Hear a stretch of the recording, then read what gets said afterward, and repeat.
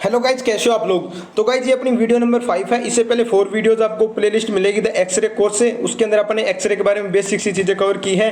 तो चलिए गाइज ज़्यादा टाइम ना वेस्ट करते हुए आज का आपका टॉपिक स्टार्ट करते हैं, वो है डिस्कवरी ऑफ एक्सरेज। और हाँ गाइज, अगर आपको कोई भी डाउट है तो आप नीचे मेरे को डायरेक्ट कमेंट सेक्शन में पूछ सकते हो या फिर डायरेक्ट इंस्टाग्राम पे जाके भी पूछ सकते हो। तो चलिए गाइज, आज अपन क्या बात करने वाले हैं, डिस्कवरी ऑफ एक्सरेज। एक्सरेज की किस तरह डिस्कवरी हुई थी, क्या क्या चीज़ें चल रही उस टाइम, क्या कंसेप्ट था, वो सारी चीज़ें इस छोटी सी वीडियो के अंदर अपन कवर करेंगे।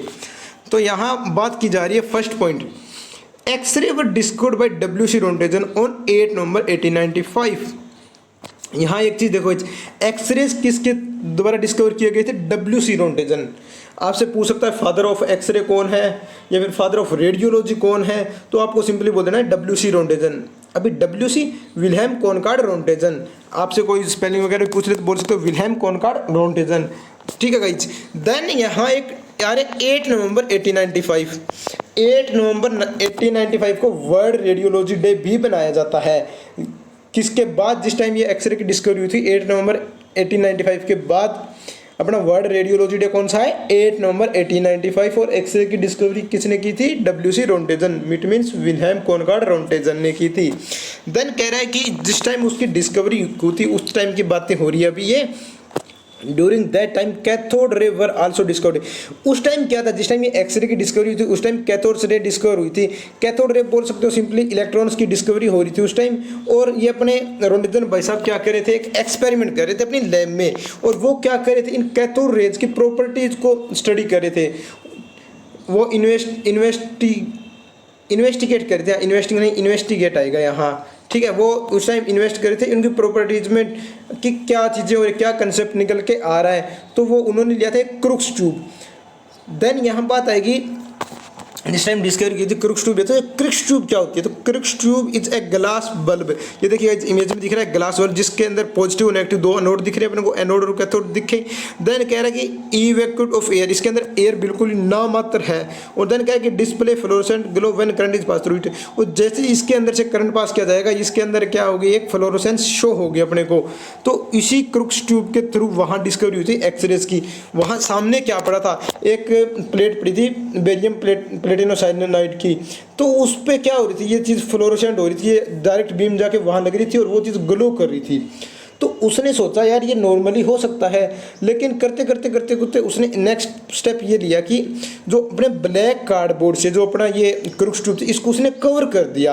ये देखिएगा जो अपनी इमेज में ये ट्यूब है ना, ये वाली, इसको उसने कवर कर दिया ब्लैक से। और देन फिर उसने रूम को भी डार्क कर दिया, लाइटें वगैरह ऑफ कर दी। फिर उसने फिर से करंट पास किया, तो फिर भी देखा कि उस बोर्ड से भी रेज कुछ पार हो रही है और वो सेम चीज़ वहाँ दोबारा ग्लो हो रहा है। तो उसने देखा यार ये चीज़ें चल क्या आ रही है। उसी टाइम उसने वो ग्लो किस पे देखा था, बेरियम प्लेटिनोसाइड की एक वहाँ एक प्लेट रखी थी जो नियर ट्यूब के अपने पास ही, जो अपनी क्रूज ट्यूब उसके पास रखी, तो वो ग्लो कर रही थी। और वो ग्लो तब भी करी थी जब उसने रूम की लाइटें सारी ऑफ कर दी और उसने उसको कार्डबोर्ड से भी ढक दिया, फिर भी वो उसको पार करी। तो तब उसने सोचा यार ये चीज़ें क्या हैं, क्योंकि जैसे उसने करंट पास किया उसने प्लेट पे एक फेंट ग्लो देखा, मतलब एक थोड़ी सी उसने फ्लोरेसेंट सी देखी कि हाँ उसके अंदर कुछ चमकीला चमकीला सा देखा, ग्रीन ग्रीन लाइट वहाँ पड़ रही थी। तो वो उस टाइम कन्फ्यूज हो गई ये चीज़ें क्या है। फिर उसने धीरे धीरे धीरे धीरे बहुत सारे एक्सपेरिमेंट किए, बहुत सारे, क्योंकि हो सकता था कि अब तक वो आज मार्केट में जाके बोल देता कि ये देखिए मैंने ये डिस्कवरी किया, तो उस टाइम हो सकता है उसका मजाक बन सकता था। इस चीज़ के चलते उसने बहुत टाइम लिया। ये देखिएगा यहाँ डिस्कवरी कहाँ निकल के आई थी। देन फिर उसने 28 दिसंबर 1895 तक उसने क्या किया, एक्सरेज की प्रॉपर्टी को भी डिफाइन कर दिया। उसकी जो क्या क्या प्रॉपर्टीज है, किस किस चीज़ से निकल रही है, क्या क्या चीज़ें हो रही है, वो सारी चीज़ें उसने डिफाइन कर दी। वो चीज़ें होने के बाद उसने क्या काम किया गाइस, उसने एक पेपर पूरा तैयार किया, पूरा कैटलॉग तैयार किया उसने एक्सपेरिमेंट का, और उसको फिर सबमिट कर दिया अपने डिपार्टमेंट में जो भी उसके था। उसके बाद उसकी स्टडी नेक्स्ट चलती गई जो उसका कंसेप्ट था, ठीक है। उसने अपने कंसेप्ट को क्या किया, सबमिट किया, पूरी उसने डिटेल तैयार की, उसके पेपर्स तैयार किए, पूरे एक्सपेरिमेंट के कैटलॉग वगैरह बना के फिर उसने सबमिट कर दिया। देन उसके बाद क्या हुआ, जो ये नई एक्सरे थी ये इतनी कैपेबल थी कि लगभग मोस्टली ऑब्जेक्ट्स के पास हो रही थी, मतलब हर एक ऑब्जेक्ट को ये पेनिट्रेट करके जा रही थी, सॉफ्ट टिश्यूज को। लेकिन बोन्स और मेटल्स को ये पास नहीं करी थी। उसी टाइम उसने क्या किया, अपनी वाइफ का भी हैंड का उसने एक्सरे किया, जिसको ये इस तरह दिखे थे। देखिएगा ये रोंटेजन रेज बोल सकते हो, रोंटेजन एक्सरेज भी नाम दिया गया था इसका। ये फर्स्ट एक्सरे था, उसकी वाइफ की रिंग भी यहाँ आई थी। लेकिन उसके साथ साथ उसने बहुत सारे ऑब्जेक्ट वहाँ बॉक्सेस पड़े थे, हर एक चीज़ पे उसने एक्सपेरिमेंट किया। उनके अंदर की चीज़ें दिखी थी, खुद के हाथ पे भी देखा तो उसके एक सिलाउट मतलब एक ये इस तरह की इमेज बन रही थी वहाँ एक कैसेट पे।